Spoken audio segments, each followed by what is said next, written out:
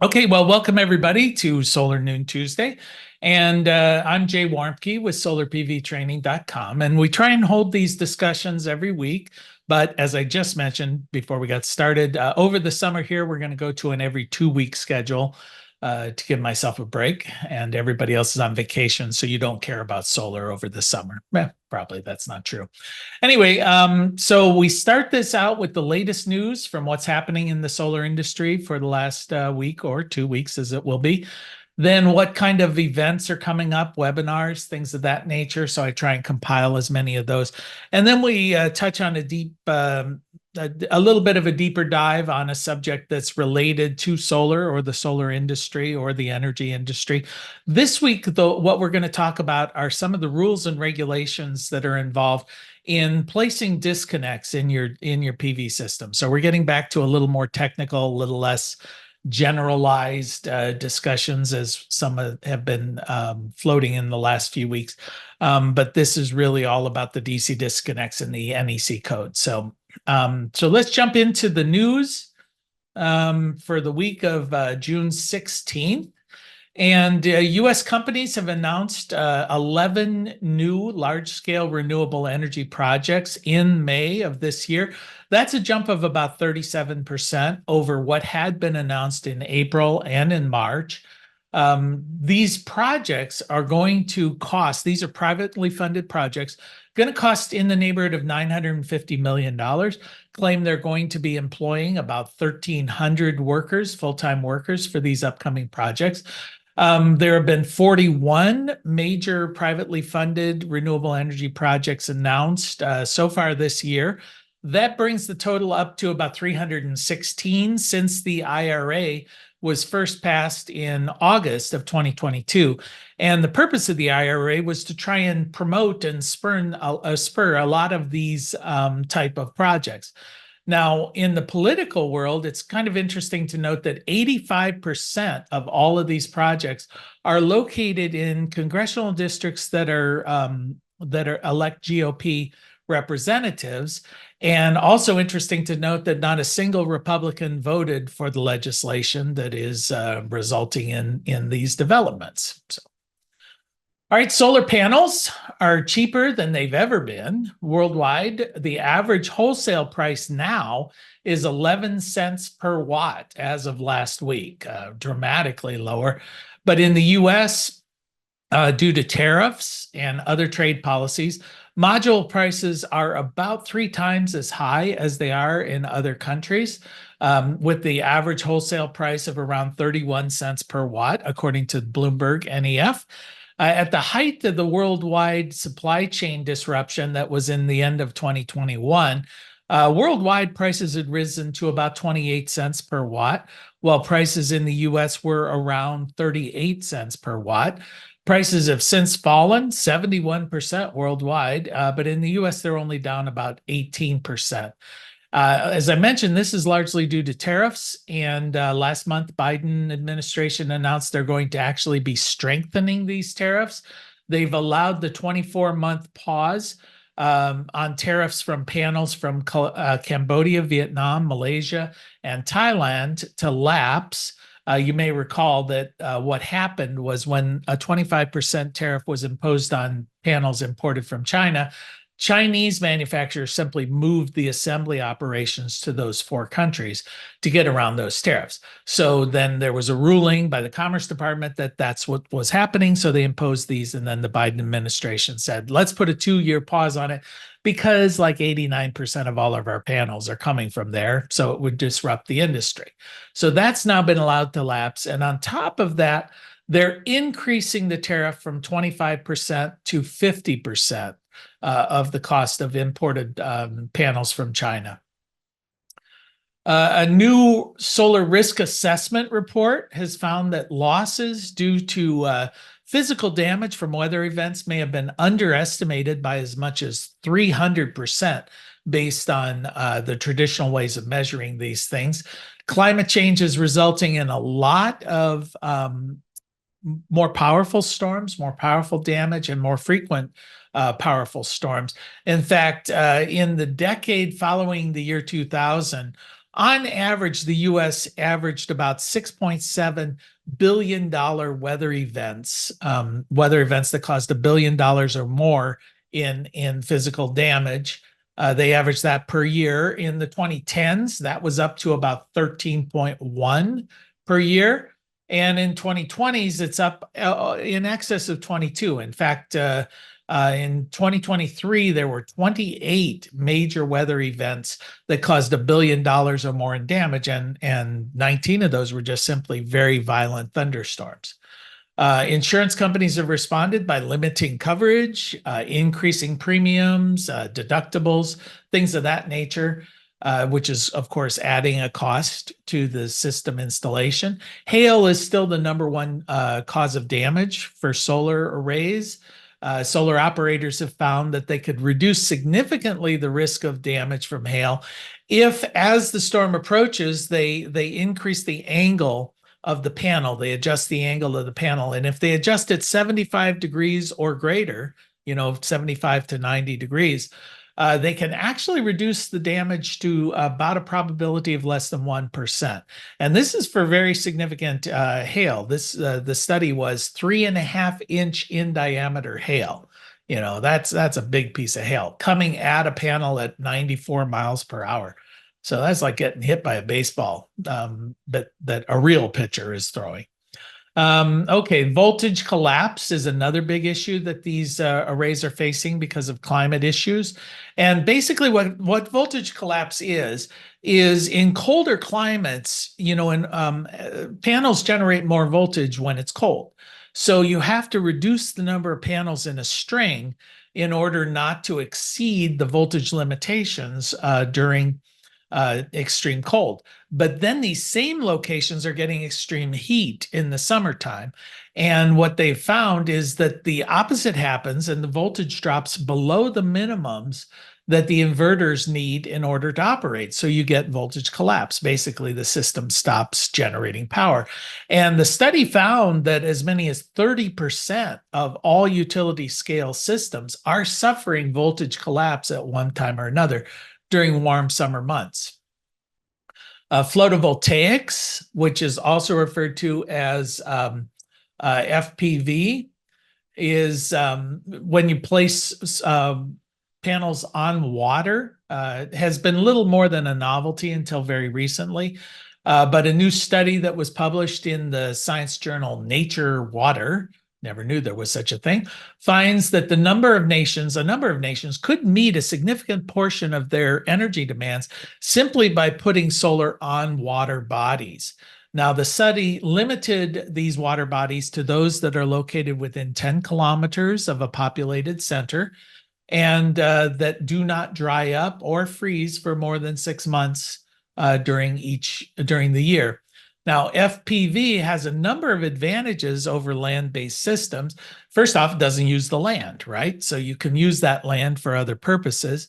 The water and the evaporation from the water will cool these panels and will keep them operating better because, as I just mentioned, colder it is, better the system works. And also the covering of the water body will reduce evaporation and reduce it significantly, reduces algae blooms. I saw a study where they found that if they covered all of the irrigation canals in California, they could produce enough electricity to serve a significant part of that state. This study found that in many countries, and most of these are located in Africa, in the Caribbean, in South America, and in Central Asia, they could meet as much as 40 to 70% of their energy demand through photovoltaics. And according to the latest numbers from FERC, which is the Federal Energy Regulatory Commission, that in the first 4 months of this year, 99.2% of all new energy added to the grid was renewable. And they did find that now utility scale solar has become the fourth leading type of energy source for those connected to the grid, with 8.56% of the grid's generating capacity. Of course, the big dog is still natural gas. That's #1 with 43.58%, followed by coal, which is diminishing rapidly. It's down to 15.7%, and wind at 11.77%. And that's the news from the solar industry for this week. Did anybody have anything? I saw someone in chat just mentioned that they lost a number of panels due to hail. Did you want to mention that, whoever had thrown that in chat, if you've got the opportunity? So. Hey Jay, yeah, it's Kodiak. Oh yeah. How's it going? Yeah, that was funny you mentioned the hailstorm. That's what I wanted to mention. Yeah, we did a solar job on the Amazon in Denver, and right before we were about to finish construction, we were about to pack up and leave. It was a world record hailstorm. They said the size of baseballs, and we lost 117 panels that we know of. And then that particular job site, they do the thermal imaging. So if there's micro fractures, which most likely there are, they're going to make us replace those ones too. Okay, and you wouldn't have been able to do the adjusting on those because it's a rooftop system, right? So everything. Correct. Yeah. Yeah, they're at a 10-degree tilt. Yeah. Yeah. I don't think of Denver as one of those places that gets those kind of severe events. They say it was the first time in 30 years that it happened. Right as we were about to pack up. Yeah, you were lucky, right? Lucky us. Yeah. Yep. Jay, I had a quick question. On these photovoltaics on the water, they are not anchored to the seafloor. Are they just floating? Is that the way it works? No, I think they are anchored in some way. And usually these things are not being placed in the ocean. They're being placed in reservoirs or lagoons, typically fresh water. I think salt water might really play some havoc on the solar. Certainly you get a lot of evaporation and then waves and blowing and salt, corrosion and covering of the panels. So I think these are primarily like reservoirs. Municipal reservoirs are a good one. I've seen these on Army, military. So I think that's really where the promise is. Got it. Okay. Got it. Yeah, I know somebody just mentioned in chat there that the corrosion, saltwater corrosion, is a big issue. And I see that on a number of panels. They'll advertise themselves as warranted against saltwater corrosion. Because even if you're not putting it on the water, if you're right next to the ocean, you're going to get misting and a lot of salt that accumulates. Who knows, around here, you could even get it in the wintertime kicking up from the roads or whatever. So, all right, well, let's jump into some of the events that are coming up on June 19th, which is tomorrow. XL Solar is going to be hosting a session talking about, I'm trying to increase the size here of my screen so I can see it properly, PV wire and HACO products. So if you're interested in that, that's a local distributor located in Columbus. All right, June 20th, there's at 2 p.m. a workforce recruiting session that's going to be taking place. This is hosted by IREC. And the 20th also, 6 p.m., the Farm Bill is going to be unpacked, as they say, by Reimagine Appalachia. And I should say Appalachia. And the Farm Bill is important because there are a lot of provisions in there that the REAP funding, for example, is part of that for solar. And June 27th at 2 p.m., a session there on Trina tracking systems. And then there's a webinar on the 28th about consumer protection and why that's important for solar installers. And then the RE Plus Mid-Atlanta Conference. This is a face-to-face conference coming up in July, 18th and 19th. And then our shameless advertisement from solarpvtraining.com about our upcoming sessions, both virtual, online, and self-paced. So those are always there. And somebody I just saw in chat as we were talking had mentioned about when you do place those panels vertically because of the hailstorm coming. Obviously, you're putting a sail up there, though, so you may protect it from hail, but you may get some wind damage if you're getting some lateral winds coming through, that might. I think most of those tracking systems account for some of that, but if you get some lateral winds in excess of like 150 miles an hour, kind of nothing's going to help you there. So All right. So anybody have anything they want to add or questions that came up for you guys as we're uh, finishing up the first two sections there? We're sort of open it up to the floor just to give people an opportunity to participate. It's one of the purposes of this. As you're thinking, I will mention I've got a little, if you're wondering, on my forehead. Apparently I was I got poison ivy on my forehead, which I was trying to figure out how I did that. And then I was out working in the garden and my glove, I wiped my head and I thought, okay, well, that's how I got poison ivy. So anyway, so I'm healing up fine. Thanks for asking. Okay, so NEC compliance on DC disconnects. This came across my desk. There was a session about this, and I was thinking DC disconnects, that's kind of boring, kind of mundane, but it turns out there's actually quite a lot. And there are some things changing in this. So I just thought, you know what, this is one of those little items we can touch on here in this discussion, see if anybody's run across some things different than that. But the question is, what is a disconnect? Of course, we'll go back to the basic. And if you're familiar with the NEC, Article 100, this is where they put in all the definitions. I found their definitions can be somewhat cumbersome and not necessarily overly helpful at times. But in this case, the disconnecting means is a device or group of devices or other means by which conductors of a circuit can be disconnected from their source of supply. In other words, how do you get the power disconnected, in a circuit? So there are a number of different kinds of disconnects that we're dealing with, and this list just keeps growing. In the early days, we were kind of just concerned with the AC disconnect and the DC disconnect, and it was pretty straightforward. You had the DC disconnect, you had to have at least one of them on the DC side of the inverter, and you had to have an AC disconnect on the load side of the inverter. But now we're getting into energy storage system disconnects. And when we talk about ESS, it's more than just a battery. With the world of lithium ion, now you've got all of the battery control systems, the battery management systems, the batteries themselves, the charge controllers, all of those kind of things incorporated in that ESS. And you've got to have some way of turning that off.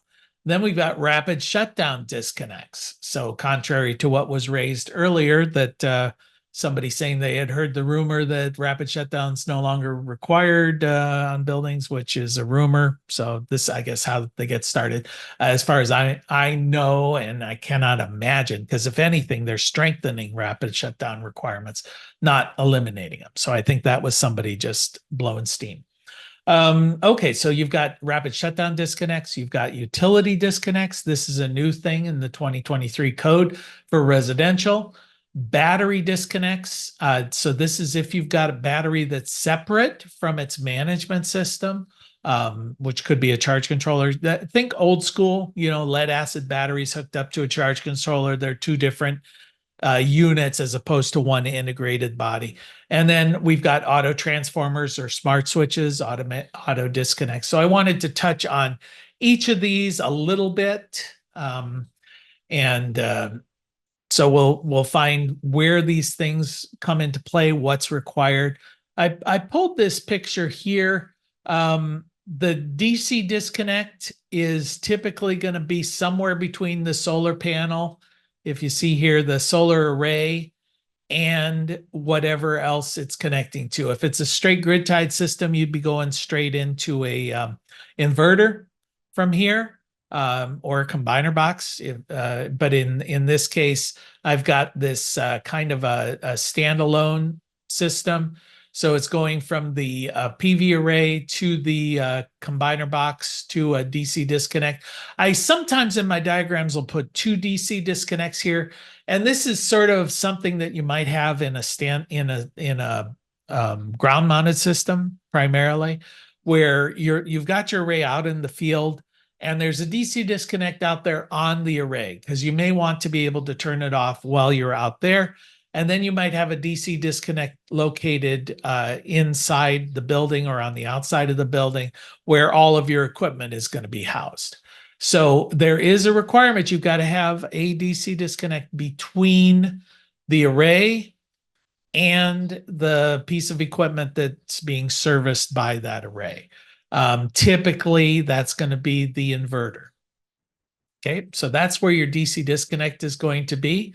Well, where are you going to put it? According to the NEC 690.13, location has got to be readily accessible. Well, I'll touch on what that means, which is not really helpful definition, but the NEC says it must be readily accessible, and they do have a definition for that. And this is interesting. And I think it's relatively new. I think it's new in the 2020 code. Circuits over 30 volts, which covers pretty much everything we're talking about, except very small 24 volt or 12 volt systems, shall have a door or cover locked or require a tool to be opened. Now, it used to say that they had to be lockable, but they didn't say they had to be locked. Now they're saying, okay, these DC disconnects, you got to lock them. Well, you don't have to put a padlock on it because that could be problematic. You know, like the next person who wants to work on the system doesn't have the key to this padlock. What they're really trying to deal with here is a lot of times these DC disconnects are located right on the side of a residential home, and some kid playing around could open up this box and, you know, they're exposed to live wires inside there. So they want it to be at least requiring a tool. And some of the options that were mentioned in the articles that I read were just zip tying it, you know, just put a zip tie on there that's got to be cut away. They consider that a tool, or one of those little tabs that you see like on electric meters, those tamper resistant tab things. You could stick one of those things on it. That would require a wire cutter or something like that. Or they even said just put a bolt, you know, bolt and screw or whatever, so that somebody who's intentionally working on it can get into it, not have to have a padlock key or whatever.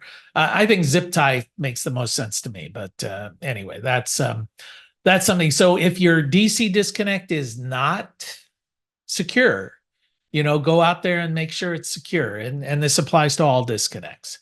You know, just make sure they're locked down. Okay, readily accessible. What does that readily accessible mean? It means it's capable of being reached quickly without the use of tools. Other than keys, you're allowed to put them in some place that, you know, is locked up if need be, or to climb over, under, remove obstacles, resort to portable ladders, things like that. Yeah, somebody's saying we have a system in a neighborhood where somebody is always turning off the DC disconnect just because they're annoying. Yeah, that could be problematic as well. And not sure. I think a lot of those have the ability to lock the lever. Usually it's locked though in the open position, you know, as a safety thing. I don't know, might be problematic as far as having it, because they are required to be externally operable. So I guess this is where you put up a camera and, you know, that. But anyway, so these things have to be accessible, which means you don't need a ladder. I've been on a lot of sites where not being followed, you know, because they just pile stuff up in front of them. But this is the way it should be when it's first installed. And there are certain markings that are required. On the DC disconnect. Typically these labels are things that you want to put on that DC disconnect. One is just saying this is the photovoltaic system disconnect. Now the code itself does specifically call out language that says, warning, electrical shock hazard, terminals on both the line and the load side may be energized. You know, when basically they always say when in the open position, but essentially what they're wanting you to warn people about, and they don't say it in real English language, is listen, just because you turn this thing off doesn't mean it's not live. You know, that you could get power coming from the array, power coming from the grid, and it's possible. So they just want you to put a little warning label. I find oftentimes on these disconnects, there are already a bunch of warning labels on it, and then you slap on 5 or 6 more warning labels and you get warning label overload, which basically they all just blend into the background and it's the same as having no warning label. So you know, that's that's problematic, but they definitely want you to warn people that the line and load side could be energized. So what is the number of disconnects? And speaking of rumors, I had heard a rumor that this was being done away with, the 6-handle rule. But then I looked in my trusty NEC and there it is, plain as day. So apparently the rumors of its demise were greatly exaggerated. So the 6-handle rule basically says that every PV system disconnecting means shall consist of not more than 6 switches or 6 sets of circuit breakers or a combination of both mounted in a single enclosure or in a group of separate enclosures. So in other words, you can't have more than 6 switches to turn off power from this system. And it feels like, okay, well, why on earth would I have 6 switches? I mean, that sounds like a lot there. But as we just pointed out earlier on, now we're starting to get battery systems and generators and rapid shutdowns and maybe you've got multiple arrays and multiple arrays are feeding into a common area. So it could be that you're approaching 6. You can put an aggregator, a switch aggregator, where multiple switches are then terminated and you turn them all off at one time. That's something that happens in very large systems occasionally. And I was kind of curious as to why 6 switches. And when students ask me this in class, I'm usually very glib about it. And I say, well, it's because 5 isn't enough and 7's too many. It's like, okay, fine. Well, it turns out that's not so far off, like all of these rules. Apparently it came from sometime in the 1930s. There was one of these NEC meetings. And apparently in the early days of electricity, as people were installing it into their buildings, you'd only get very minimal service, like a 10 amp service or a 20 amp service coming in from the electric. Then somebody sells you a refrigerator. Well, now you got to have another meter and another disconnect because your system is not built to accommodate it. And then you get an electric stove. Well, then they added another meter and another disconnect. And so for each of these new appliances, you were having multiple disconnects so that if somebody wanted to turn off the house, which is really what it was focused on, they were saying, they started talking about it. How many should we have? Is 10? 10? Some people were saying 1, and then finally they all just compromised and said, well, how about 6? 6 sounds fine. And I don't know, and it's been there ever since. And it was all just because 10 was too many, 1 wasn't enough, so let's just say 6. So hopefully we can get beyond that. We always say, why do we do things the way we do it? Because that's the way we do it, right? So then the disconnects now, unless the system is solidly grounded, you must disconnect all of the conductors, all right? All of them at the same time. Now, typically we don't have solidly grounded PV systems anymore. Some of the older ones were. And what we mean by solidly grounded is we mean essentially that just like you would see in your service panel, the neutral and the grounds, the neutral wire is solidly grounded. It's grounded to either the same bus bar that's in there with all of your ground wires, or they're bonded together, in the main, in your main disconnect. So you're physically connecting the ground wire to the ground.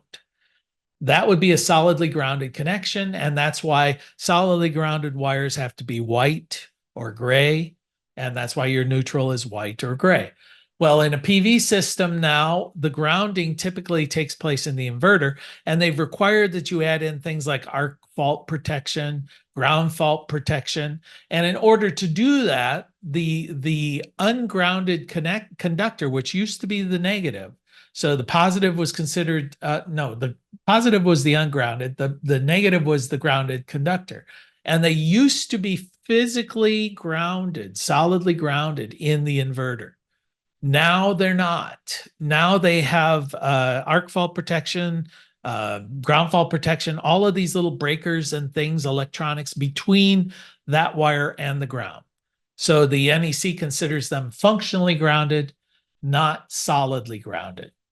So because they're not solidly grounded, the negative and the positive have to be disconnected in the DC disconnect. Okay, that was a long way to get there, but essentially in all modern systems, you're going to have at least a two pole breaker. In this case, we've got a 3-pole breaker, but they're a disconnect, but they're only using 2 of them. And what we're seeing here is we've got the negative and the positive. Now they haven't done a good job on color coding these, because one should be red and one should be black. If it were solidly grounded, the negative would not be disconnected. It would go to a bus bar and it would be white. But typically now what we do is red for positive and black for negative. But the NEC just says red, black, or any other color. So red for positive, black for negative is a convention. It's not a code. So you could do the opposite, but the next guy who works on your system is going to hate your guts, because he's going to go, what the heck are you doing? Red for negative, black for positive. Well, you met code, but nobody knows what you're doing. So then on your DC disconnect, you've also got a line side and a load side. This is true on almost all disconnects. In this case, you can see this is a blade disconnect, and up there in the upper right-hand corner, the little blade sticking up. So that indicates to me, without going in, looking at this, it looks like the top is the line side and the bottom is going to be the load side. And the reason for that is when the blades are up, only that connection point is live. The line is where the power is coming from. The rest of the box is going to be dead. And that's where your fuses would be located and things like that. So you don't want to pull a fuse when it's live. You know, you want it to be on the dead side or the load side of your system. And most of these disconnects are labeled. And this one actually has a little covered plate there that's protecting people from touching energized conductors, because the line side could still be energized even though you've turned this thing off. So this is kind of a nice safe unit. Now, speaking of line side and load side, it gets a little bit confusing for folks, because what is the line side and what is the load side? Well, an easy way in a solar PV array is to just say the inverter is always the load. If you just tell yourself that the inverter is always the load, you're not going to go wrong. So if we look at this diagram here of that array, we've got a number of disconnects here. We've got these DC disconnects down in the bottom corner, left hand. Well, if I disconnect, turn one of those off, the array, if it's sunny, is still going to be generating power. So that would be considered the line side, because power is still coming into this disconnect on that side. And nothing is going from there. The inverter is not backfeeding any power to that. So the inverter is the load and the array is the line.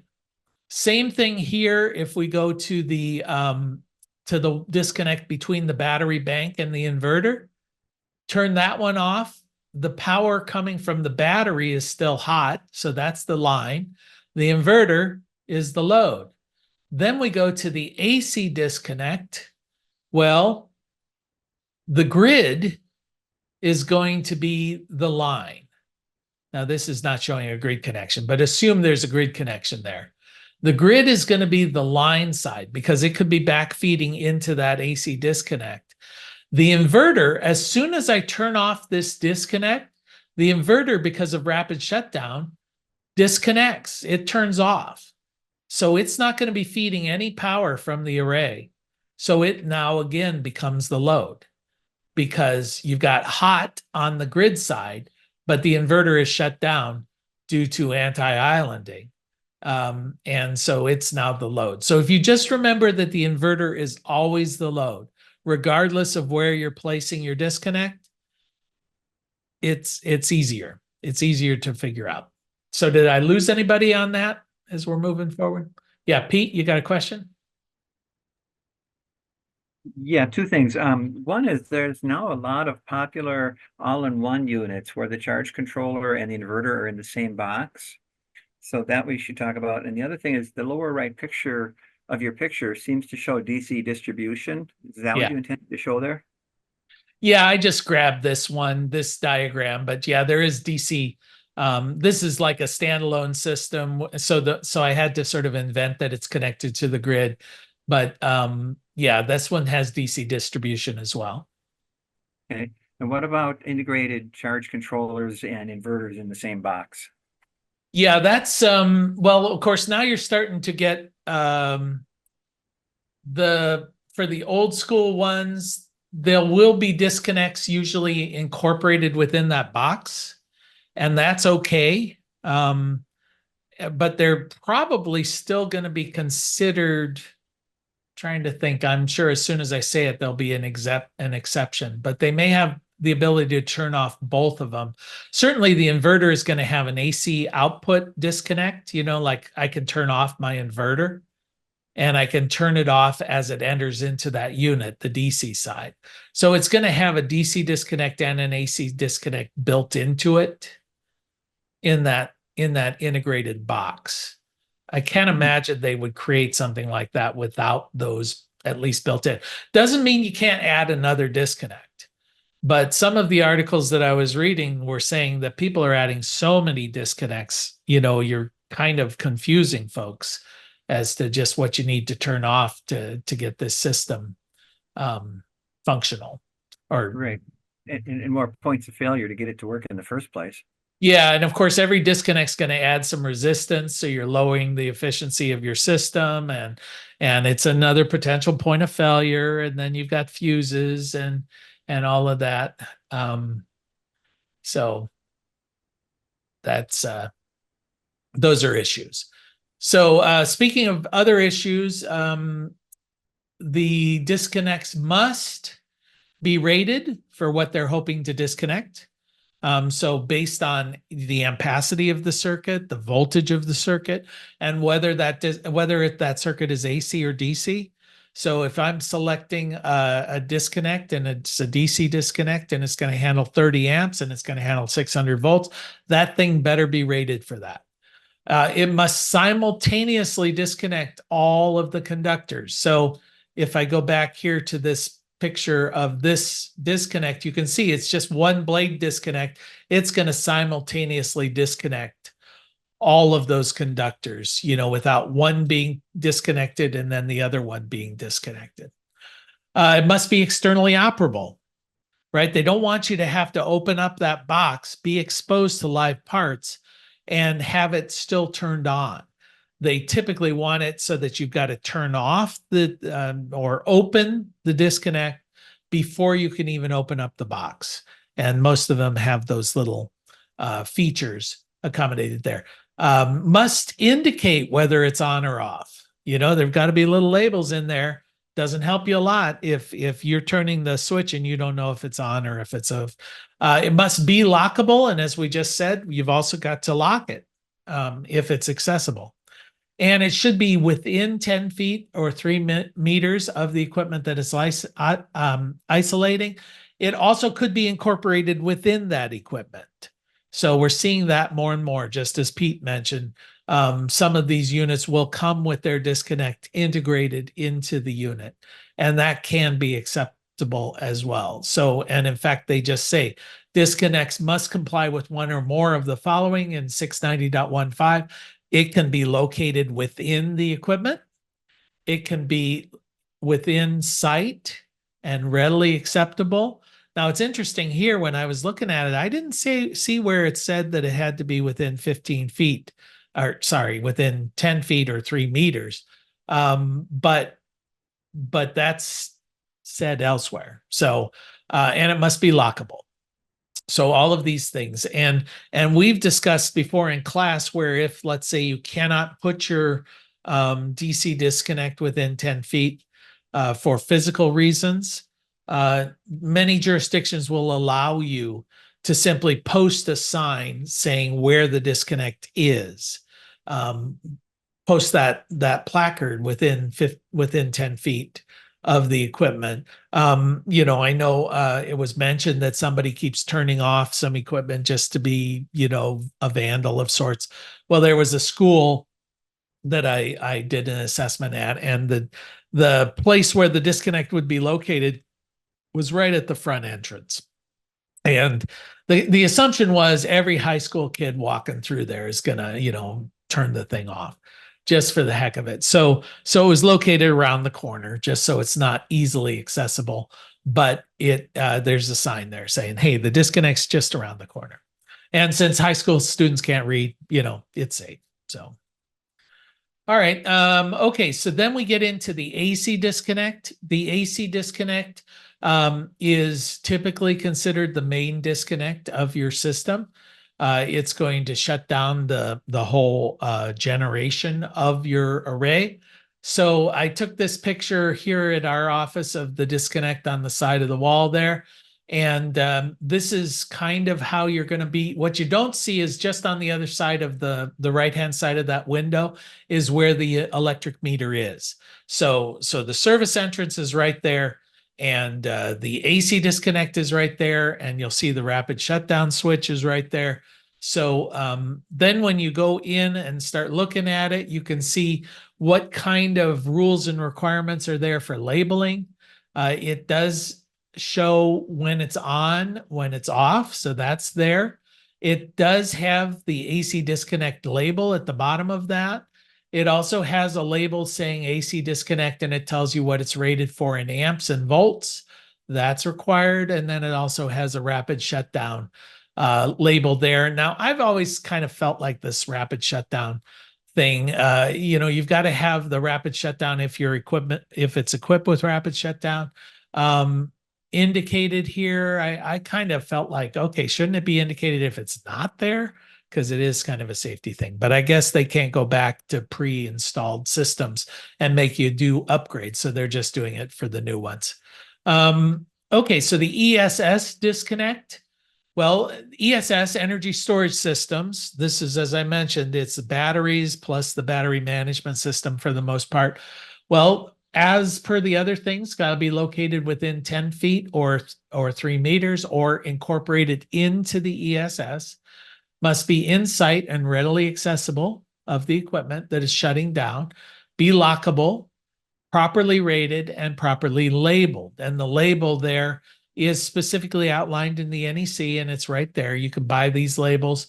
Talks about voltage, DC voltage, the fault current, and the date that this was all confirmed, which I found kind of interesting. That's the first time I've seen that you've got to date these things on a label.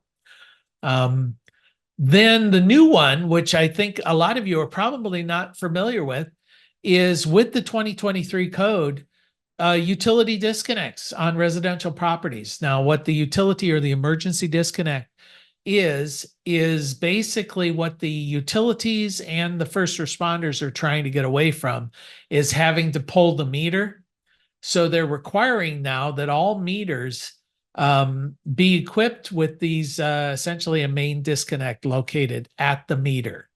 So this is something that if you do a major upgrade to your solar array, for example, you may have to upgrade your meter box at the same time. Because now you've got to be in compliance with the latest and the greatest code. So you can see that it's basically a small circuit breaker box that's located or integrated into the meter box.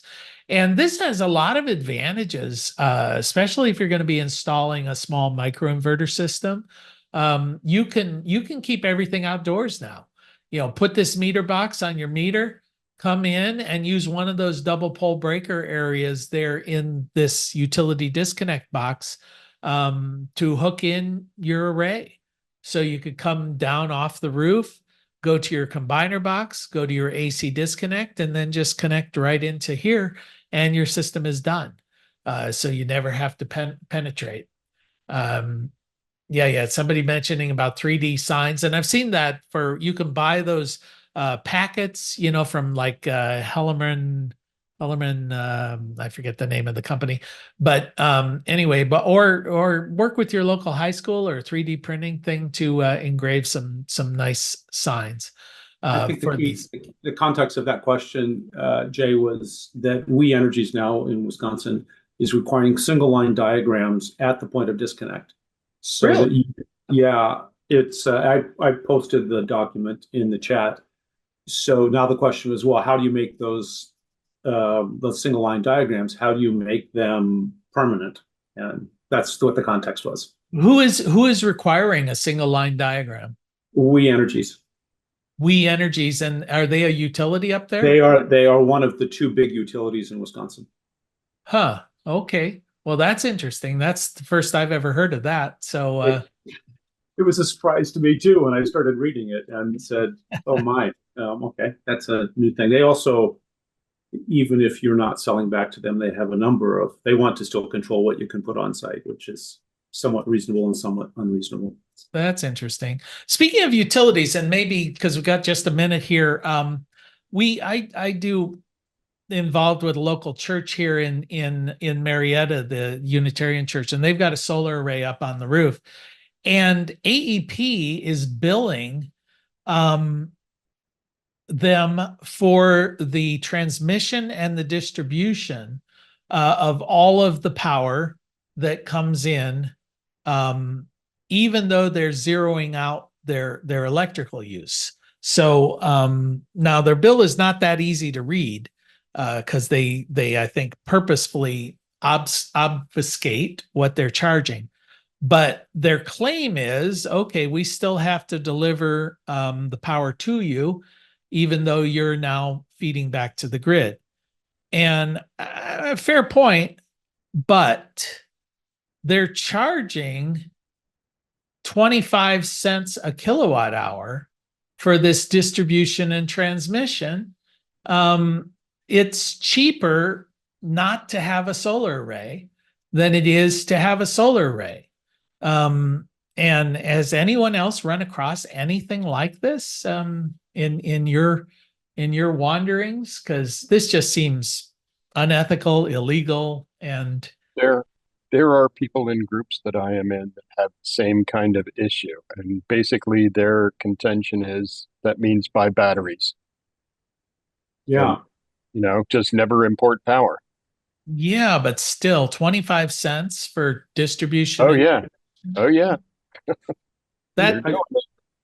but There's I another variant which is just minimum monthly charge.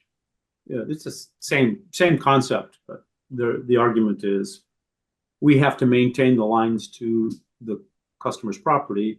We should be compensated for that, even if there's not much usage of those lines. That's not an unreasonable request. right. The question is, what is highway robbery and what is reasonable service maintenance? Yeah, I don't think that the church thing- has a net metering agreement? Yeah, that's what I've asked them to look at. I've also asked them to contact the Public Utility Commission to see if there's something fuzzy about that. It's weird because our office is only a few blocks away from there. It's AEP. We don't have any of that issue. So it may be some document they signed early on that gave them kind of a raw deal. I'm not quite sure. And the other issue I wonder if they're doing is charging transmission and distribution, not only for the power that they're importing, but the power that they're exporting, which would be a clear double dipping, because I know they're charging their next door neighbor for transmission and distribution for that same power that's going from the church to the, 6 feet away to the next building.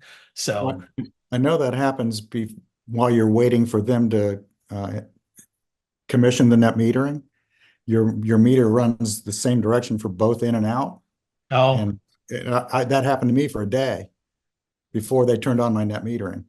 that's Maybe interesting. there's something screwed up in the way that the meter's set up. Yeah, Or that's they weird. don't really have net metering turned on or something weird like that. Yep. Well, it's frustrating. And I think, as was just pointed out, basically the utilities are going to continue to make this more complicated, more difficult, and they're going to force everybody to seek alternatives to their services. That's basically, so if you're in the business of putting yourself out of business, then I think you want to work for a utility, because that's the direction they're going. Okay, so this is going to be a big deal for folks. as we look at it. And I would almost say that if you're putting in a microinverter system at a home, plan on putting in one of those utility disconnects and connecting in there, because you're going to have to probably upgrade their meter anyway. And it's just a nice piece of equipment cost. But then, of course, now you're dealing in the world of electrical. So you're going to have an electrician do that bit.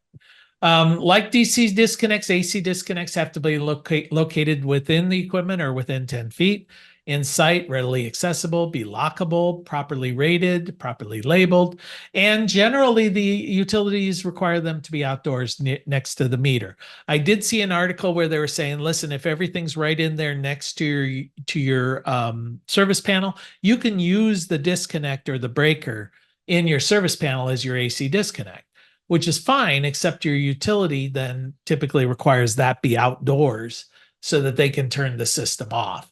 So probably better practice just to always assume you're going to be putting an AC disconnect out there next to the meter or near where the meter is.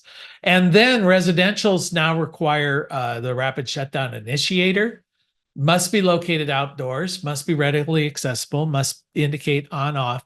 And by rapid shutdown initiator, we're talking about like this little device. This is the one that comes with the Enphase system, so that when you go and you're operating off battery backup, say the utility wants to come and shut down everything in your house or the first responders, they'll turn off not only the AC disconnect, but if they turn off the AC disconnect, that would look like a power failure as far as everybody's concerned there. So your system would go into standalone mode. Well, now you're still got power in your house because you're operating off batteries. So then they want you to turn off the batteries as well. So that's what that rapid shutdown initiator switch is there. And typically they want that to be located or co-located where those other switches are. All right. And then if your batteries are separated from your ESS, then again, this is old school. You got to have a separate disconnect. And that disconnect might just be something like these little guys here in the middle where you're just a switch. I see those sold a lot for these older systems or RV systems or things like that. But you got to have a disconnecting the batteries from the other control systems that are operating. And then the last thing I wanted to touch on here is if you do have a smart switch, again, like with the whole house backup for Enphase here, you're going to see that there's going to be a disconnect, a DC disc. Well, in this case, it's Enphase, so there's no DC disconnect. Everything's AC. So your first disconnect, typically in one of these systems, is going to be there in your combiner box. Those are going to be your breakers, right? You can turn off the strings in there. You could put an AC disconnect between those if you wanted to turn off your entire array. But normally you're just going to feed down from your combiner box, or sorry, not your combiner box, your junction box up there at the array, and then feed into that combiner box. Then from the combiner box to your load panel, between there is going to be the AC disconnect that's located outside near your meter. And then from your main load panel, you're going to go to your smart switch. Your smart switch is being fed, in this case, directly from the meter. So you've got this is what's feeding it in. So when the grid goes down, it physically disconnects from the grid and now operates in standalone mode. You've got to have the rapid shutdown initiator built into that's going to be out there so they can turn off your battery system if they need to. You can also hook in a generator in here, and there might be a switch between the generator and this particular switch, or you might just rely on the breaker where that's hooked in. And then, of course, your loads going out there and your battery bank. There's a built-in disconnect switch in that battery, in that ESS there. And then there's also, it goes into a breaker in your smart switch. So there's lots of different disconnects in a system like this, lots of different breakers. I'd be curious if you add all of these things up, if it exceeds 6. My guess is it probably does. But to turn off the system, you really only in this case would have two, the AC disconnect and the rapid shutdown disconnect for them to turn those off. So, and also I did see in the article, they said that the 6-handle rule only applies to each system. So if your home had 4 arrays with 4 different systems, you might have 24 disconnects. You know, it wouldn't obviously be a home, but if you've got an apartment building or a commercial structure of some sort, they can get pretty complicated.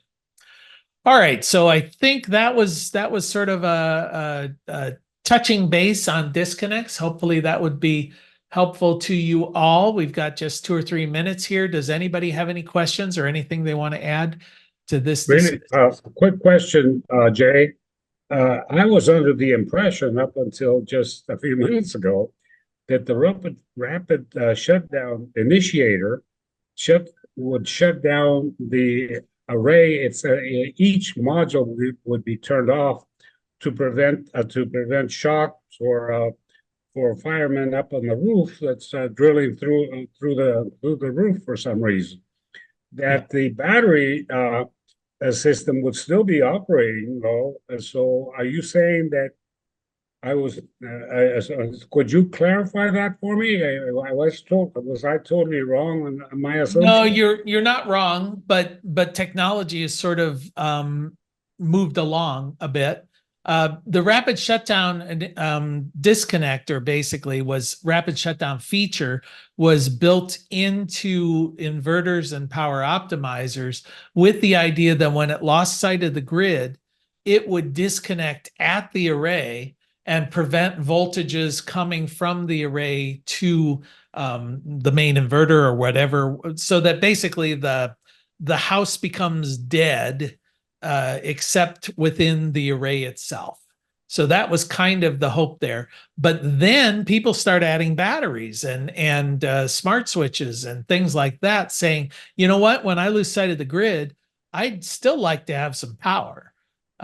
So now you've got like with the Enphase system, the smart switch is going to emulate it'll still operate. The array will still operate even without the grid. So now you've still got power coming from the inverters down to the house, and with a battery backup system, you've still got everything functioning. So now you need a second switch that basically turns off all of that. And that's handled within the smart switch in the Enphase system anyway. So it's a second level of rapid shutdown. If you've got batteries or sunlight backup for the Enphase, you've got to have a second way of turning things off, because as soon as you turn it off from the grid, system's going to switch over and go into standalone mode. And that defeats the whole purpose. So for us, if you have a string inverter, then you really need 2 instant shutdown devices then. One to shut down the array, and 2 to shut down the battery grid.